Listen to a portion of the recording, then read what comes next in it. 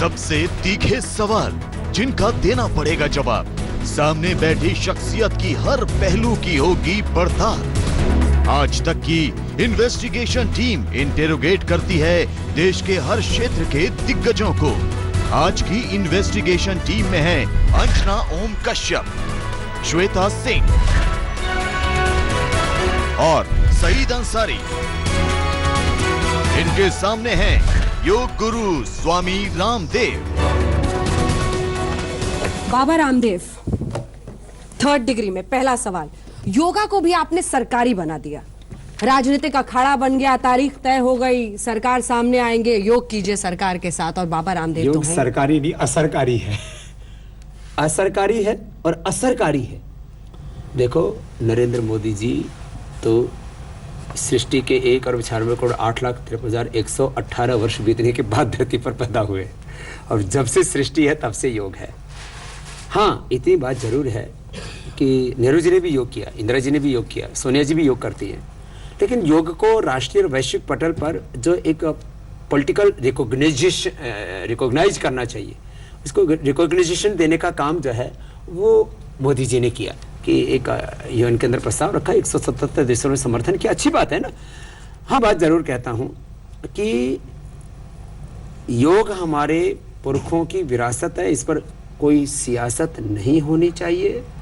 और वैसे मैं आज कह रहा हूं इस 3rd डिग्री में कि हो सकता है कुछ वर्षों के बाद ये सरकारी आयोजन होने बंद हो जाए, क्योंकि योग तो सहज स्फूर्त होता है और वो इस देश का स्वभाव है।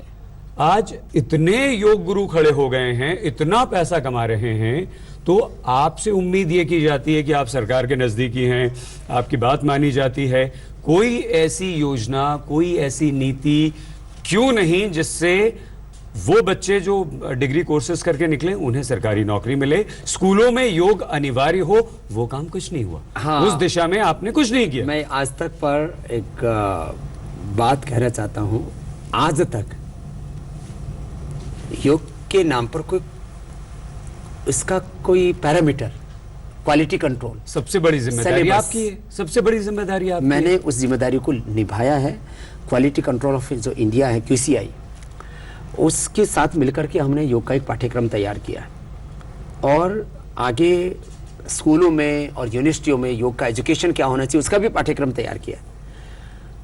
कुछ जगह जहाँ तक हमसे बन पाया वहाँ हमने लागू भी करवाया, काफ़ी प्राइवेट इंस्टीट्यूशंस में, यहाँ तक कि अभी सेना में, अर्धसैनिक बलों में भी नियमित रूप से योग होने लगा है।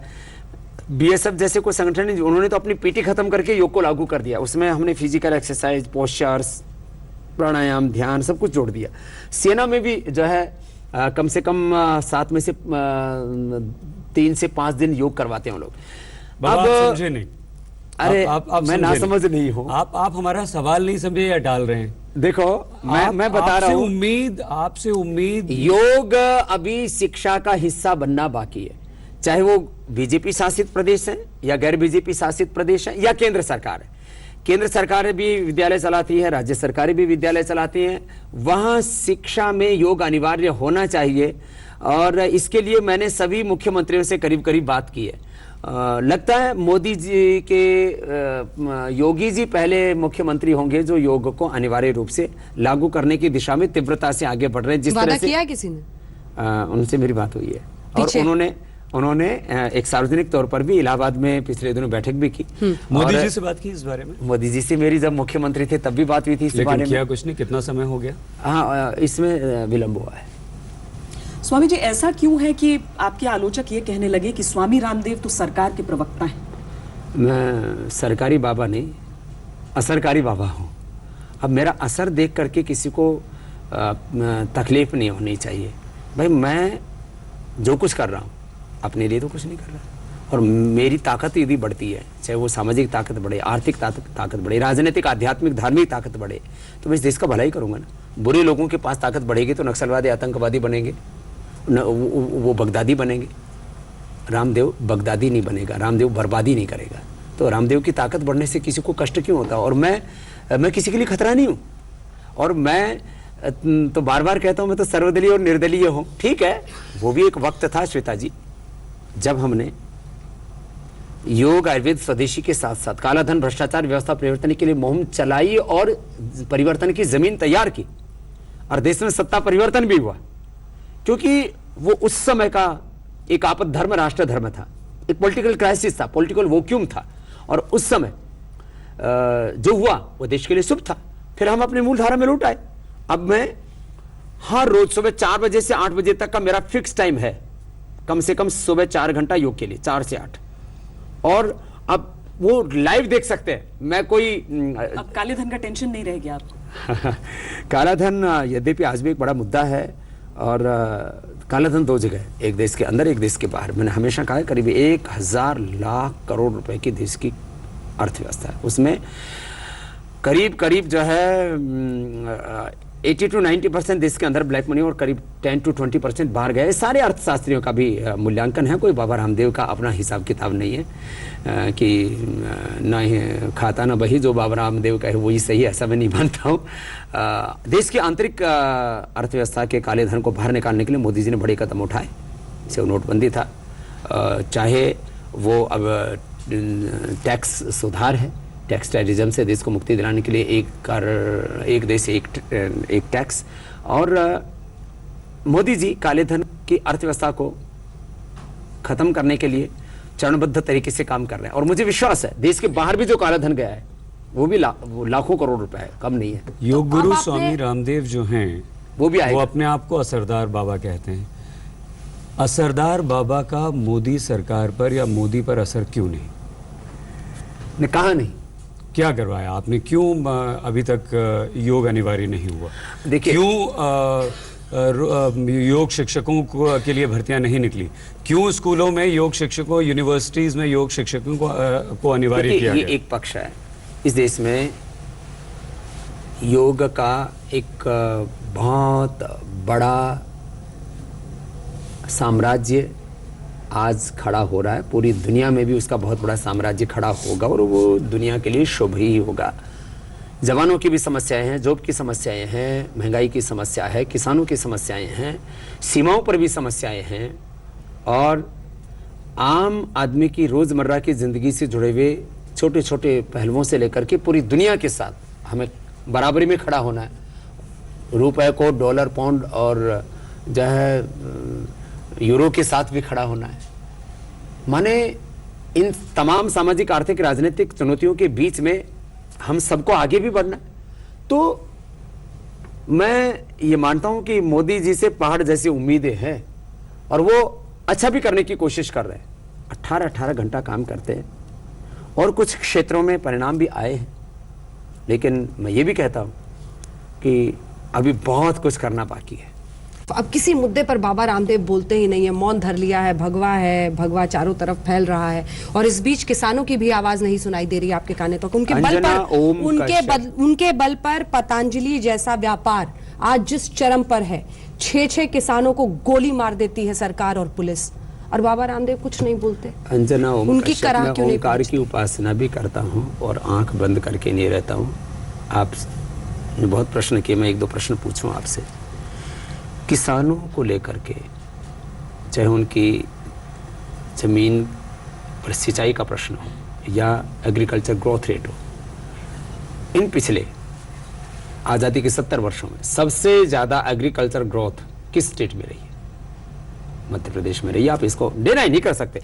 देखो, प्रश्न है, मैं मानता हूं उस रिकॉर्ड पर उन किसानों का खून है। मैं बता रहा हूं, मैं सरकार की गोली किसानों को सीने पर मारे, वो मुझे भी दर्द होता है। पानी की बौछार डालो, किसानों को पैर में कहीं लगा दो, आप विरोध को रोको, जब वो सीधे सीने में गोली मारे, तब उस रिकॉर्ड का क्या करना? मैं खुद किसान का बेटा हूं और शिवराज सिंह जी खुद किसान के बेटे हैं, और मुझे लगता है उनको भी इस बात से काफी कष्ट है। मैंने उनसे खुद बात भी की है, और ये एक बहुत बड़ी चूक हुई है, एक बहुत बड़ा अपराध हुआ है, एक बहुत बड़ा गुनाह, और बेगुनाह लोगों के साथ में जो क्रूरता बर्बरता हुई है, मैं उसको किसी भी कीमत पर सही नहीं मानता हूं।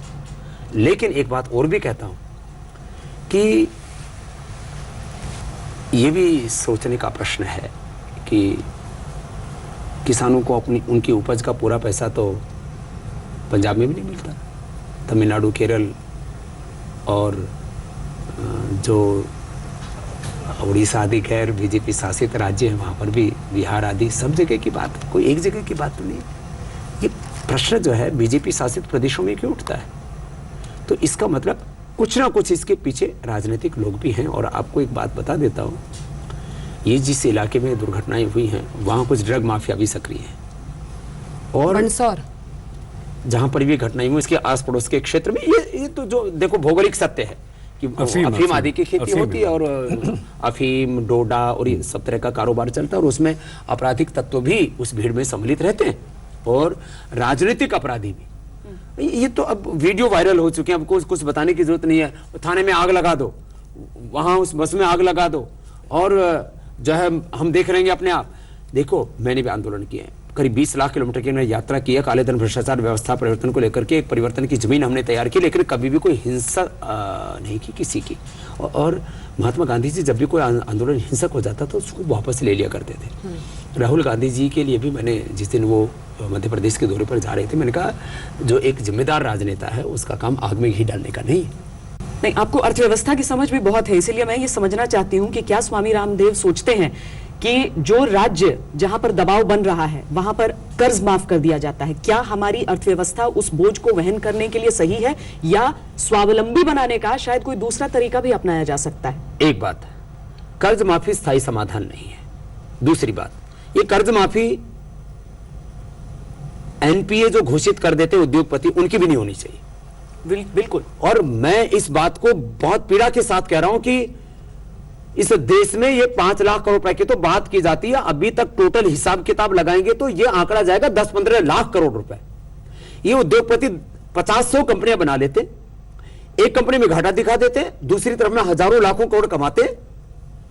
ये सरासर इस देश के साथ गद्दारी है, नहीं है तो और क्या है? बैंक में किसका पैसा होता है? बैंक में पैसा होता है मेहनतकश मजदूर का, बैंक में पैसा होता है उसी किसान का, बैंक में पैसा होता है एक सर्विसमैन का जो सेविंग करता है किसी भी जो है उद्योग में, धंधे में, नौकरी में, घर में, परिवार में। वो पैसा जमा कराता है कि ये सुरक्षित जगह में यहां जमा करा देता हूं, कुछ ब्याज भी मिलेगा और वक्त पर पैसा काम आएगा। तो जो बैंक में पैसा होता है वो गांव का, गरीब का, मजदूर का, किसान का, आम आदमी का पैसा होता है, उसको कोई भी खाता है या उसको कर्ज में दिया जाता है। तो उसके ऊपर हमें बहुत सोचना चाहिए। लेकिन सीधे लंदन भाग जाओ, आपको कोई पूछेगा नहीं, किसान यहां आत्महत्या। इसलिए मैं कह रहा हूं कि ये जो एनपीए वाला मामला है ये भी बंद होना चाहिए, और किसानों को लेकर के कम से कम कुछ एक मध्यम मार्ग तो निकालना चाहिए। बाबा जी, किसानों की बात मैं कर्ज वाली बात को पूरा कर देता हूं। इसलिए जब कोई विशेष परिस्थितियों में किसानों का कर्ज माफ भी किया जाता है तो करना चाहिए। आप जब मैंने कहा 5-5, 10-10 लाख करोड़ रुपए जब आप उद्योगपतियों का माफ कर सकते हैं तो किसानों के कर्ज माफी भी हो सकती है एक सीमित दायरे में। बाबा, किसानों की अगली बात, कर्ज माफी का एकमात्र समाधान नहीं है। अगली बात मैं कहता हूं कि किसानों की अर्थव्यवस्था को पटरी पर लाने के लिए 3 काम होने चाहिए। एक तो उनको कम से कम लागत मूल्य तो मिले, और बाद में लाभकारी मूल्य के लिए भी व्यवस्था होनी चाहिए। उसके लिए चाहे सरकार को सब्सिडी देनी पड़े, पूरी दुनिया में यह व्यवस्था है, नहीं तो कृषि घाटे का सौदा रहेगी। अगली बात जो है, किसानों की आमदनी बढ़ाने के लिए उनकी जो है उपज बढ़े। मोदी जी भी कह रहे हैं मैं 1.5 से 2 गुनी आमदनी करना चाहता हूं किसान की, लेकिन उसके लिए पूरे देश में पानी की व्यवस्था, नदियों को जोड़ने की व्यवस्था, पूरे उनको कम मूल्य पर बिजली की व्यवस्था, ये तो सब्सिडियां उनको देनी चाहिए। उनके लिए ये उसके हकदार हैं। अगली बात, उनको डेयरी जो उद्योग है उसको बढ़ाने के लिए बड़ी व्यवस्थाएं हमें करनी पड़ेगी। किसान पेड़ या फलदार फसलें और जड़ी बूटियां, कुछ उनको दूसरे भी इनकम के सोर्स उनके साथ जोड़ने पड़ेंगे। नहीं तो आज भी इस देश में 60 से 70 लोग कृषि पर आधारित उनकी जिंदगी है, उसको ऐसे हम डिनाई नहीं कर सकते। ये तो कभी कभी मुद्दे उठते हैं इसलिए चर्चा हो जाती है, अन्यथा उस गांव गरीब मजदूर की चर्चा करता कौन है? ये चमकता हुआ भारत दिखता है, चाहे कोई हो, चाहे मीडिया हो, चाहे हमारे राजनेता हो, बस उस चमकते हुए भारत की, शाइनिंग इंडिया की हमें तस्वीर दिखाते हैं। एक हमारा वो गरीब भारत भी है और दूसरा हमारा ये चमकता हुआ इंडिया भी है। इन दोनों के बीच की खाई भी पाटनी पड़ेगी। देखिए, आपने व्यापार में भी ट्रेड करके दिखाया कि भैया हम तो मार्केटिंग कंपनी नेस्ले वैसे, अब मुझे याद भी नहीं, आप तो सबका नाम भी बना रहे थे, कोलगेट गेट को गेट दिखा देंगे। मेरा आपसे सवाल है कि आप फिर उस कदम पर क्यों नहीं जाते कि सत्ता की तरफ बढ़े? देखिए, मेरा मूल धर्म योग और अध्यात्म है। योग और कर्मयोग मेरा स्वभाव है। हाँ, मैंने योग के साथ उद्योग भी किया तो इस प्रतिबद्धता के साथ किया कि पतंजलि का 100% प्रॉफिट चैरिटी के लिए होगा, एजुकेशन के लिए होगा, रिसर्च के लिए होगा, इस देश की खुशहाली के लिए होगा। मैं कभी भी जिंदगी में बैंक अकाउंट नहीं खोलूंगा और पतंजलि से 1 रुपए लाभ नहीं लूंगा। एक बात, अभी हमने 10,561 करोड़ किया और आपको मैं बता रहा हूं 3 से 5 साल के अंदर 1 लाख करोड़ रुपए से ज्यादा होगा। अभी तो विदेशी कंपनियों का शीर्षासन ही कराया, अभी यूनिलीवर खाली आगे बची है, उसका भी थोड़े दिन में मोक्ष होने वाला है। और ये विदेशी कंपनियों की आर्थिक लूट बंद हो और देश का पैसा देश में रहे, ये सोच है मेरी। और मैं खाली बोलता नहीं हूं, मैं जो बोलता हूं उसको एग्जीक्यूट करके दिखाता हूं। देखो अल्टीमेट चीज परफॉर्मेंस है, एग्जीक्यूशन है। आप जो है कितनी चीजों को क्रियान्वित कर पाते हैं। तो मैंने योग को, उद्योग को, स्वदेशी को, आयुर्वेद को, नेचुरोपैथ को और योग के, आयुर्वेद के रिसर्च को एक मुकाम तक पहुंचाया है। उसमें हजारों करोड़ रुपए हमने निवेश किया है अपने बल पर, किसी राजनीतिक पार्टी की कृपा के बल पर नहीं। किसी टर्नओवर बहुत बार पता चल जाता है, रोजगार कितना मुहैया करवा पाएंगे? श्वेता जी, करीब 1 लाख लोगों को हमने सीधे तौर पर रोजगार इस समय दिया हुआ है और इसमें करीब अकेले हरिद्वार में 20,000 से ज्यादा लोग हैं। सरकार का डेटा नीचे जा रहा है लेकिन कि कितने लोगों को रोजगार मिला है। ऐसा तो नहीं कि वो एमएनसी बंद हो रहे हैं तो रोजगार चला जा रहा है। नहीं, एमएनसी बंद नहीं हो रहे। देखो एमएनसी तो बंद होंगे तो स्वदेशी लोगों को ज्यादा रोजगार मिलेगा। इन देखो विदेशी कंपनियों ने कितने जो है मोची हैं, कितने कुम्हार हैं, कितने लोहार हैं, कितने छोटे छोटे गृह उद्योग, लघु उद्योग, कुटीर उद्योग बंद करवा दिए। मैं तो देखो कपड़ा भी पहनता हूँ तो हाथ से बुना हुआ पहनता हूँ। मैं चाहता हूँ मेरा हो तन स्वदेशी, मेरा हो मन स्वदेशी, मर जाऊं तो भी मेरा होवे कफन स्वदेशी, करे शक्ति का विभाजन, मिटे पूंजी का ये शासन, बने गांव स्वावलंबी, वह नीति है स्वदेशी। पंडित रामप्रसाद बिस्मिल का ये गीत है। मैं आपको इसलिए बता रहा हूँ इस बात को कि विदेशी कंपनियों ने दरअसल छोटे छोटे लघु उद्योग, गृह उद्योग उनको खत्म, कुटीर उद्योगों को खत्म किया है। हम आगे ये चाहते हैं कि करीब आने वाले 5 सालों में हम 5 लाख लोगों को रोजगार दे पाए और 5 करोड़ किसानों से अपने साथ उनको जोड़ पाए, जिस तरह से आप बात कर रहे थे, और उनको ये ट्रेनिंग भी दे पाए कि भाई किस समय क्या फसल बोनी। जिस फसल का दाम थोड़ा सा बढ़ता है किसान उसी को बोने लग जाता है, अगली बार फिर वो बट्टे के भाव चला जाता है सारा का सारा। चीजों का एक बैलेंस जो है प्रोडक्शन एग्रीकल्चर में हो और उसके साथ साथ में प्रिक्योरमेंट की भी उसकी व्यवस्था हो, प्रोसेसिंग की उसकी व्यवस्था हो। करीब 1 लाख करोड़ रुपए का तो हमारे देश में साग सब्जियां और अनाज सड़ जाता है।